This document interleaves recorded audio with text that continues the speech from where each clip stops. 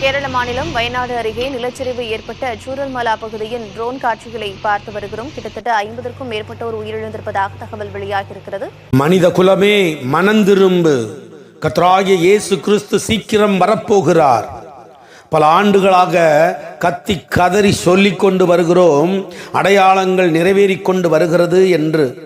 பெரு வெள்ளங்கள் உலகம் முழுவதும் வரும் என்று எச்சரித்து கொண்டு வந்து கொண்டிருக்கிறோம். ஒவ்வொரு வருடமும் அதிகமாக வரத் தொடங்குகிறது.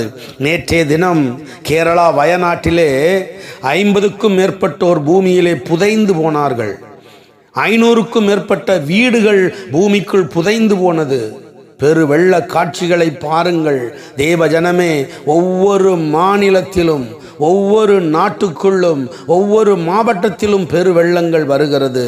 எச்சரிக்கை, கர்த்தராகிய இயேசு கிறிஸ்து சீக்கிரம் வருகிறார். நீங்கள் ஆயத்தமா? யோபு 22ஆம் அதிகாரம் 16ஆம் வசனத்திலே சொல்லப்பட்டிருக்கிறது, அவர்களுடைய அஸ்திபாரத்தின் மேல் வெள்ளம் புரண்டது என்று.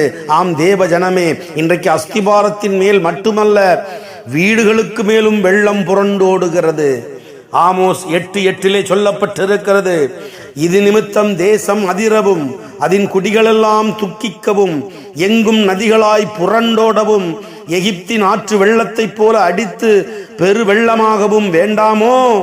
யோபு 36:27-28 சொல்லப்பட்டிருக்கிறது, அவர் நீர்த்துளிகளை அணுவை போல ஏற பண்ணுகிறார், அவைகள் மேகத்திலிருந்து மழையாய் சொரிகிறது, அதை மேகங்கள் பெய்து மனுஷர் மேல் மிகுதியாய் பொழிகிறது. இதுதான் மேக வெடிப்பு என்று சொல்லுகிறார்கள்.